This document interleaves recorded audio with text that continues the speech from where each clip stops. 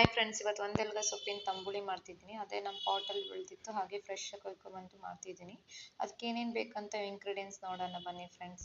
ಸ್ವಲ್ಪ 1 table spoon ಅಷ್ಟು ಕಾಳು ಮೆಣಸು ತೊಗೊಂಡಿದ್ದೀನಿ, ಹಾಗೆ ಜೀರಿಗೆ ತೊಗೊಂಡಿದ್ದೀನಿ, ಸ್ವಲ್ಪ ಕೊತ್ತಂಬರಿ ತೊಗೊಂಡಿದ್ದೀನಿ, ಹಾಗೆ ಸ್ವಲ್ಪ ಹಸಿ ಕೊಬ್ಬರಿ ತೊಗೊಂಡಿದ್ದೀನಿ, ತೊಗೋಬೋದು ಇಲ್ಲದ್ರೆ ಇಲ್ಲ, ಸ್ವಲ್ಪ ಬೆಳ್ಳುಳ್ಳಿ, ಹಾಗೆ ಸ್ವಲ್ಪ ಹಸಿಮೆಣಸಿನ್ಕಾಯಿ, ಸ್ವಲ್ಪ 1 ಕಪ್ ಮಜ್ಜಿಗೆ ಮಾಡಿಟ್ಕೊಂಡಿದ್ದೀನಿ.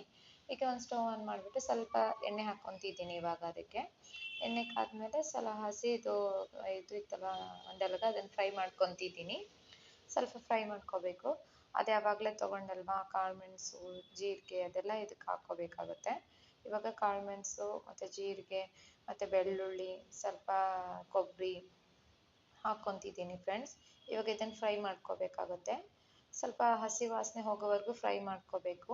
ಸ್ವಲ್ಪ ಸೊಪ್ಪು ಇರುತ್ತಲ್ವ, ಹಾಗೆ ಕೊತ್ತಂಬರಿ ಇದೆಲ್ಲ ಸ್ಮೆಲ್ ಹೋಗ್ಬೇಕಲ್ಲ, ಹಾಗಾಗಿ ಇದನ್ನು ಫ್ರೈ ಮಾಡ್ಕೊಂಡಾದ್ಮೇಲೆ ಮಿಕ್ಸಿ ಜಾರಿಗೆ ಹಾಕ್ಕೊಂಡು ಗ್ರೈಂಡ್ ಮಾಡ್ಕೋಬೇಕಾಗುತ್ತೆ.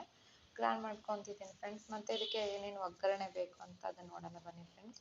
ಹಾಗೆ ಒಂದು ಟೇಬಲ್ ಸ್ಪೂನ್ ಅಷ್ಟು ಎಣ್ಣೆ ಹಾಕ್ತಿದ್ದೀನಿ. ಸ್ವಲ್ಪ ಅದಕ್ಕಾದಮೇಲೆ ಒಂದು ಸ್ವಲ್ಪ ಕರಿಬೇವು, ಸ್ವಲ್ಪ ಮೆಣಸು, ಜೀರಿಗೆ ಹಾಕಿ ಮತ್ತು ಆಗಲೇ ಗ್ರೈಂಡ್ ಮಾಡ್ಕೊಂಡಲ್ಲ ಅದನ್ನು ಇದಕ್ಕೆ ಹಾಕ್ಕೊತಿದ್ದೀನಿ. ಅದು ಸ್ವಲ್ಪ ಹಸಿ ವಾಸನೆ ಹೋಗಬೇಕು, ಹಾಗೆ ಫ್ರೈ ಮಾಡ್ಕೋಬೇಕಾಗುತ್ತೆ. ಹಾಗೆ ಇದಕ್ಕೆ ಸ್ವಲ್ಪ ಹಿಂಗೆ ಹಾಕ್ತಿದ್ದೀನಿ, ಹಿಂಗಕ್ಕೆ ಚೆನ್ನಾಗಿರುತ್ತೆ ಅಂತ. ಹಾಗೆ ಇದನ್ನು ಫ್ರೈ ಮಾಡ್ಕೋಬೇಕು. ಹಸಿ ವಾಸನೆ ಸ್ವಲ್ಪ ಲೈಟಾಗಿ ಹೋದ್ಮೇಲೆ ಇದಕ್ಕೆ ನಾನು ಆವಾಗಲೇ ಮಜ್ಜಿಗೆ ಮಾಡಿ ಇಟ್ಕೊಂಡಿದ್ದೆ, ಅದನ್ನು ಇದಕ್ಕೆ ಹಾಕ್ಕೊತಿದ್ದೀನಿ. ಹಾಕಿಬಿಟ್ಟು ಸ್ವಲ್ಪ ಮಿಕ್ಸ್ ಮಾಡಿ ಸ್ವಲ್ಪ ಒಂದು 5 ನಿಮಿಷ ಬಿಸಿ ಮಾಡಬೇಕು. ತುಂಬ ಬಿಸಿ ಮಾಡಿದರೆ ಹಾಲು ಅದು ಮಜ್ಜಿಗೆ ಅಲ್ವಾ ಒಡೆದ್ಬಿಡುತ್ತೆ.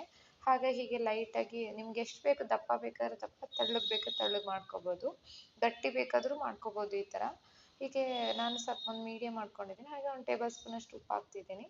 ಸ್ವಲ್ಪ ಒಂದು 5 ನಿಮಿಷ ಬಿಸಿ ಆದ ನಂತರ ಹೀಗೆ ಅನ್ನದ ಜೊತೆ ಟೇಸ್ಟಾಗಿ ಇರುತ್ತೆ ಫ್ರೆಂಡ್ಸ್. Thank you.